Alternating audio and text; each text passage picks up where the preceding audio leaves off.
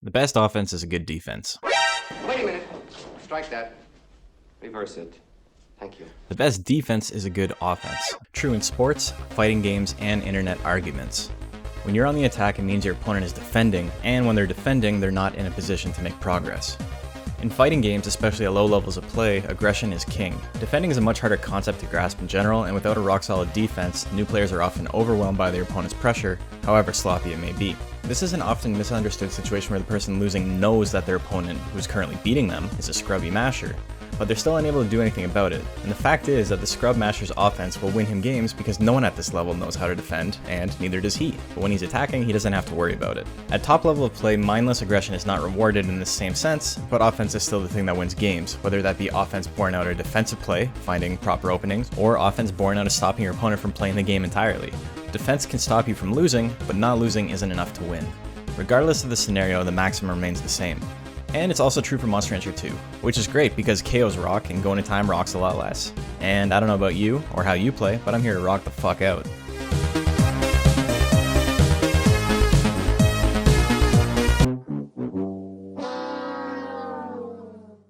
First, a little bit of history. The year is 1997. Tamagotchi madness is sweeping the nation. The Marlins of Florida win their first championship in the official World Town Ball competitions, and youth around the world are doing a dance called the Macarena? Haha, swell. Just be careful, kids. Remember to leave enough room for Jesus Christ. A little-known game called Monster Rancher is... A little-known game called Monster Rancher had just released from a company who decided to take their horse breeding simulation, that's a real thing, and copy the cool new thing. The meta of the day was withering, and Queen Plant stood above the rest without peer. All the best monsters in the game outside of Golem did heavy withering. Joining Plant were Pixie, Ghost, and Disc, rest in peace, as monsters that could and would completely stop their opponent from ever having enough guts to attack. Offense comes in many forms, and the offense in Monster Rancher 1 revolved around not letting your opponent to ever hit you back. In Monster Rancher 1, the best defense was also, well, defense. The way defense worked in Monster Rancher 1 meant that it was imperative to have a big number beside it. A defense of 1 meant that your opponent would do 999 damage with every single attack, every single time, no matter how strong or weak it was. If you out-leveled your opponent's offense with your own defense, there was very little they could do to damage you. So, because defense was so strong and KOs were rare, locking your opponent out of attacking was the easiest way to win. And like I said, offense doesn't need to equal big damage, it just means that you're attacking and your opponent isn't. But Tecmo didn't like this. The game was pretty imbalanced, where fast guts rate monsters who could constantly wither dominated and no one else stood a chance. They learned their lesson and were determined to fix things in the sequel. And their solution to that was to make defense completely useless and Pixie, Plant, and Ghost some of the absolute worst monsters in the game.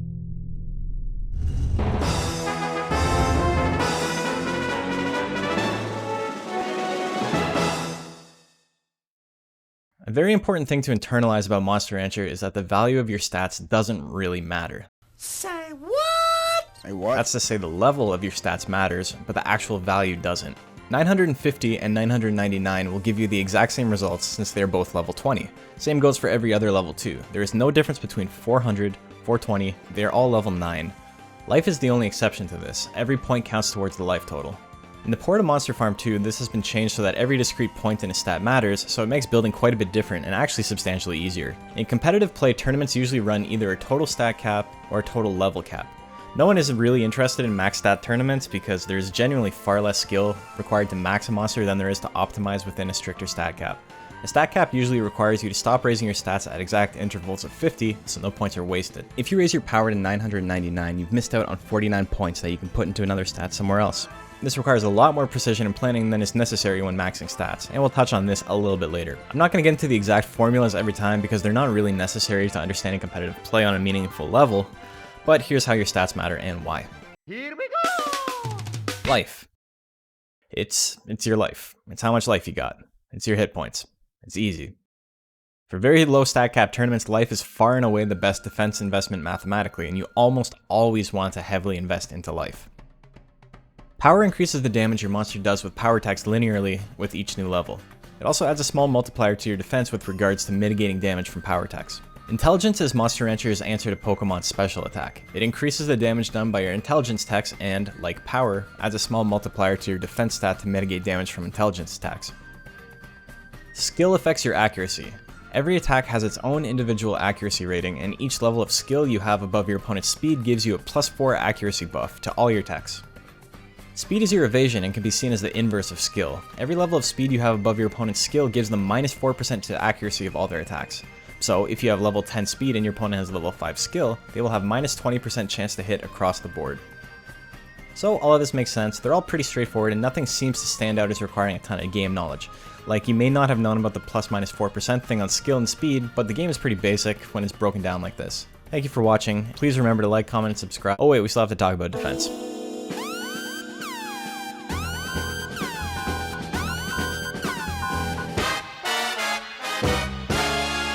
Defense is broken in Monster Rancher 2, and I don't mean good broken, I mean broken as in non-functional. Foobar. Melee Kirby levels of bad. Defense only really starts mitigating damage in a significant way in Monster Rancher 2 if you are able to outlevel your opponent's offensive stats. Because of the way the meta sits, there's almost never a situation where this is the case. Again, we're not going to get into the nitty-gritty of the math, but if you match your opponent's offensive level with your defense, you'll mitigate a paltry 25% of incoming damage. Cranking up a stat to 950 for 25% damage reduction is a massive waste of resources when you have a stat cap to worry about. If you have to choose between high life and high defense, there's never really a point in the game in any meta under any stat cap where you would run high defense and low life instead of the opposite. But what about the damage reduction you get from having a high offensive stat?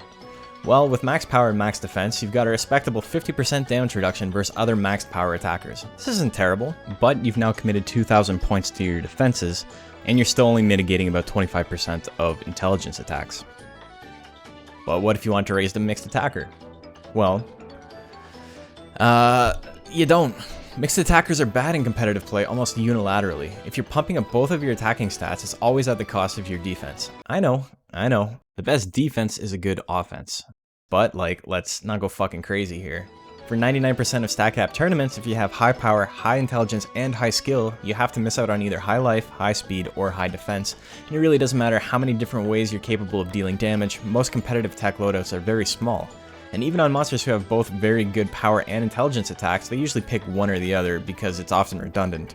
Variety isn't super important in Monster Rancher. There are extremely specific fringe cases where you will sometimes run a withering technique from your off stat, but even then you won't really invest into it because you're not relying on it for damage anyway.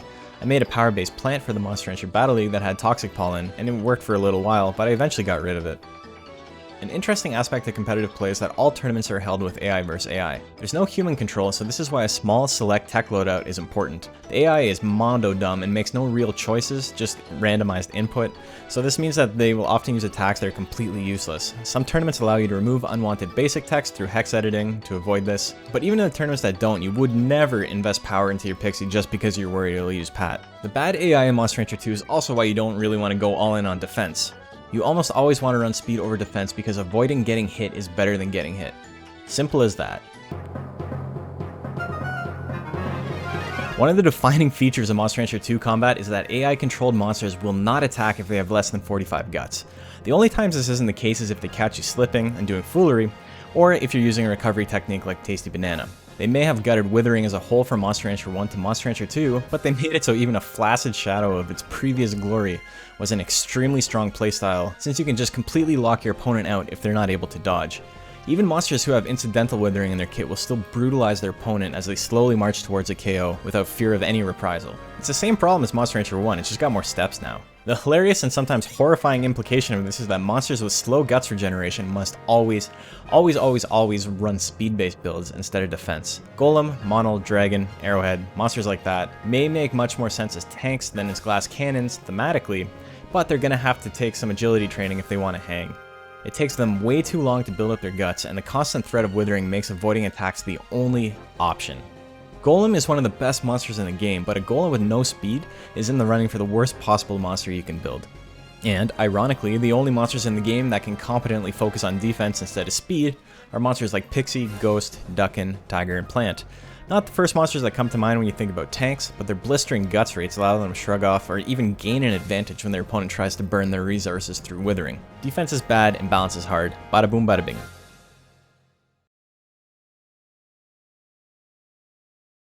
Measured in frames it takes to gain 1 gut, guts regen is one of the most important aspects of all breeds. Mixed breeds follow the 60-40 rule, where 60% of the mains regen plus 40% of the subs regen equals the mixed breeds regen. Viability is almost unilaterally tied to how good a monster's techs are, but the next important thing to consider is how fast that monster's guts regeneration rate is. To think about this in a competitive mindset, guts are your main resource. The more of the resource you have, the more actions you get to take.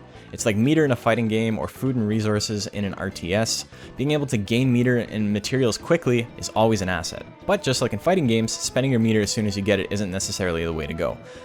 I'm realizing now that the RTS metaphor kind of falls apart here. Let's talk about Oakleyman. People have fond memories of getting hit with 30% straight and completely exploding versus the monster widely considered to be the boss of E rank. But what makes him so hard for new players to beat? Let's take a look at his stats. As you can see, he's marginally better than a Gaboo you get from the market. He's essentially untrained, but he's still a dominant force. And why is that? Is Gaboo a stronger than average monster? Is straight just a really powerful move? Well, no, to both. Gaboo is probably in the bottom half of monster viability, and straight is genuinely one of the shittiest moves Gaboo can learn, arguably one of the worst moves in the game. So much so that Gaboos tend to opt out of learning any move in the 3rd slot and instead just leave it empty because it's not worth the risk.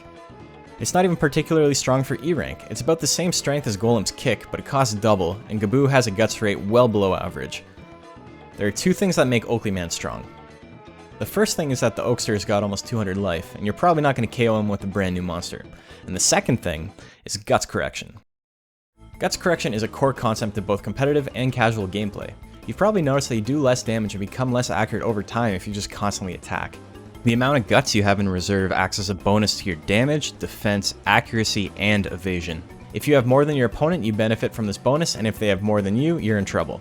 Constantly attacking leaves you low on guts and grossly amplifies the amount of damage straight does. If you've got a 50 guts deficit and get hit, your monster is going to blow up.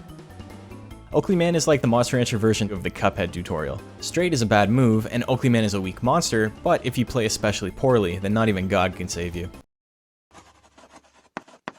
Great job! Guts Correction is the only real saving grace for monsters with slow guts regen.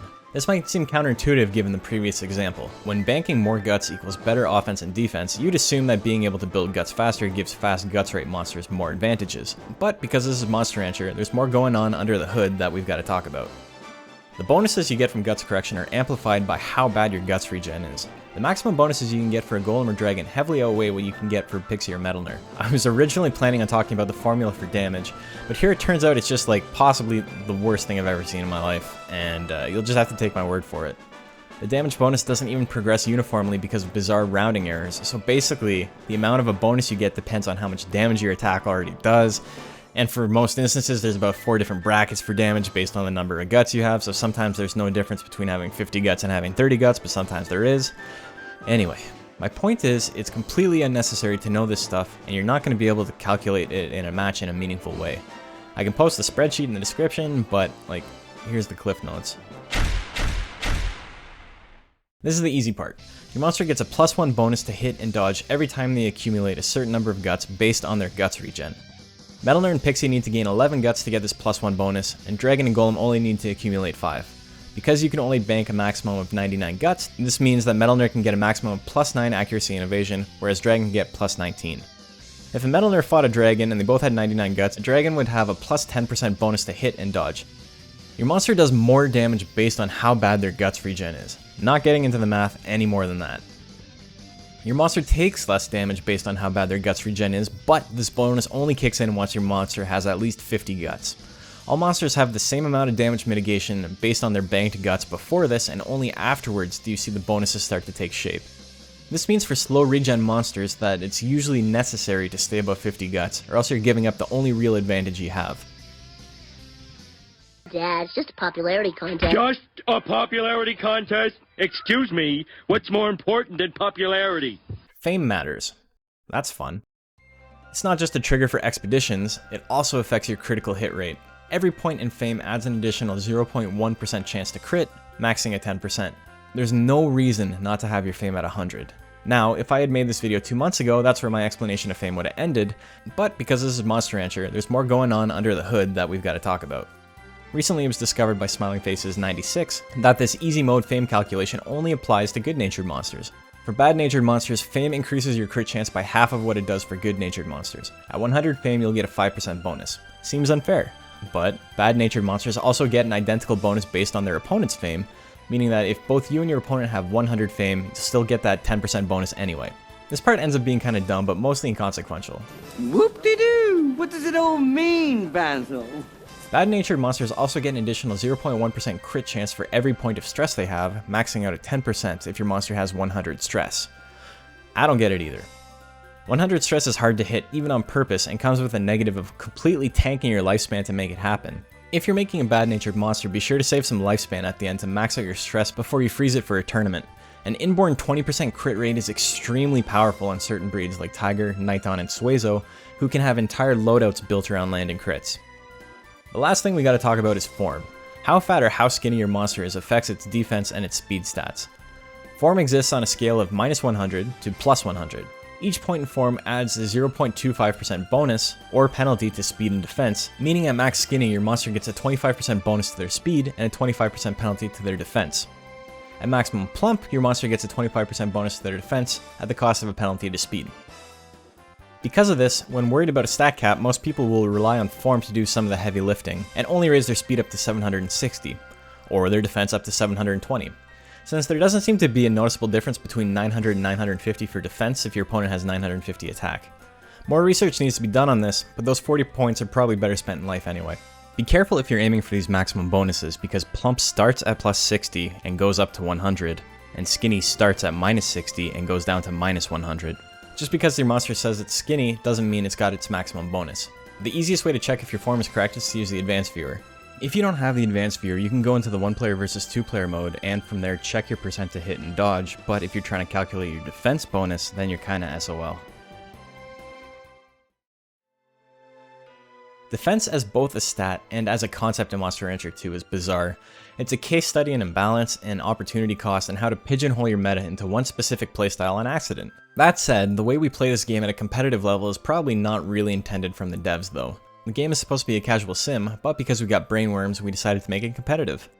I think this is a thing that's just bound to happen. People want to make things competitive. People want to see who's the best. They want to put the most work in. They want to analyze. They want to rip something apart. Data mining's a thing because of this. We have entire subcultures based around this need and want to be the best. But if you're playing Monster Rancher and you want to be the best, then you gotta have a good offense. Thank you guys for watching. I hope you've enjoyed this. Hope it wasn't too much of an info dump. I know it's pretty dense, but to prove a point, the footage you're seeing now is footage of my first 2 tournament monsters, and they are both ass. They're both really, really bad. But it's just proof that everybody has to start somewhere. So if this seems a little bit too daunting to you, we do have a tournament coming up on my Twitch channel, twitch.tv/moosebones, on March 28th called the Freshman Cup. And it's for all new players. There's no hardened veterans in it.